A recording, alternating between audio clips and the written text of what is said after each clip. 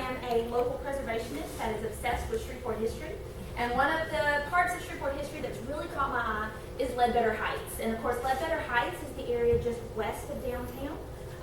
Most people still call it, still known as the Bottoms. And so, most people are asking, like, what is the Bottoms? I'm still going too fast now? It's been 15 seconds. Okay. Anyway, I'm just going to go with it. The Bottoms, of course, is what it originally was named for. And the reason why is that it's actually the bottoms of Shreveport. It's lowlands. That's where all the water drained. That's where all the mosquitoes were. So obviously, the people with money went up to Highland. But this was built for the working class neighborhood. And even though it ended up kind of getting the stigma of being going too fast now. This is what Ledbetter Heights looks like today. If you drive along, now it's automatic. You'll see that there's a bunch of vacant lots. But this is what it used to look like when it was originally built. It was a thriving neighborhood with businesses, churches, people. A lot of really cool history happened in this area, and I'm going to kind of focus on a couple of things. The music history, and of course the red light district. So, 1928. The arrow right here, that's the Methodist Church. It's just a point of reference. All the area north of that is what's considered the Bottoms. It was a very condensed area. It was really a lot of shotgun houses, a lot of other Victorian cottages.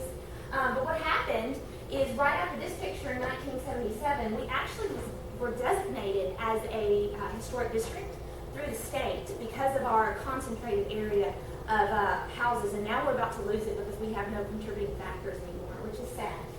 Because the point is that there's nothing left in this picture that we can find. Everything's been torn down. So, of course, Fannin Street is the notorious red light district. You can see the boarding houses. This is an area that has a lot of interest. People like to learn about it. There's really not a whole lot of history left about it. It only lasted about 10 years. What's kind of sad is that 6 years ago, something happened to Andy McCune's house, who is the infamous Shreveport Madam. Right there. So you know what happened? True Blood came and filmed it for a show, and they burned it. It was a controlled burn. It was put into a film. But that means up to 6-8 years ago, her house was still standing. And there was a lot of preservationists that weren't too happy about that. So, moving on, of course, we're going to focus on the music history. I cannot talk about the history of the Bottoms without talking about Lead Belly. Of course, he is probably one of the most famous musicians from the area. He got his start in the Bottoms, playing in the red light district in about the 1910s.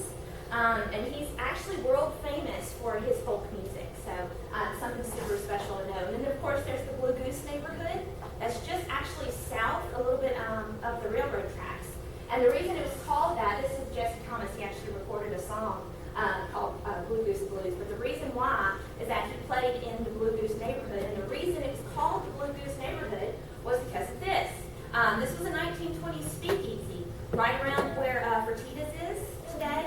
Of course, it was torn down in 1947 because of the construction of I-20. There is a kind of a goal of trying to kind of bring this neighborhood back. Another very concentrated music history area.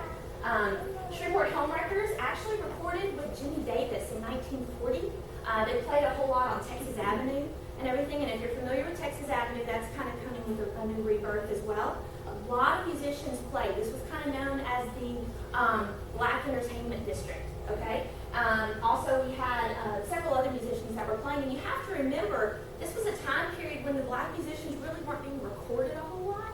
So to have this much documentation and all the things that were happening concentrated in this area is really something significant for us to honor and pay attention to. These people played on the rooftop of the Calamino. If you've heard that there was an actual jazz club at the top, these were one of the regular ones. Okay, what I hope I have done is to inspire you to learn more about Shreveport history.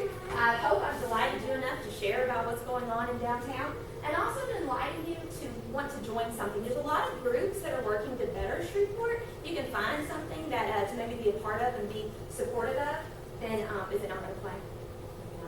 I have a recording of someone that recorded about Texas Avenue. They wrote the song about Texas Avenue, and it's such a cool song, and I wanted you to play it. But I guess it's not going to work. I'm so sorry. I'm not going to sing it.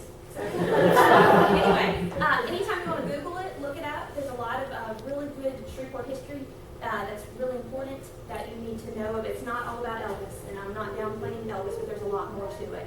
So anyway, and I'd love to share more with you afterwards on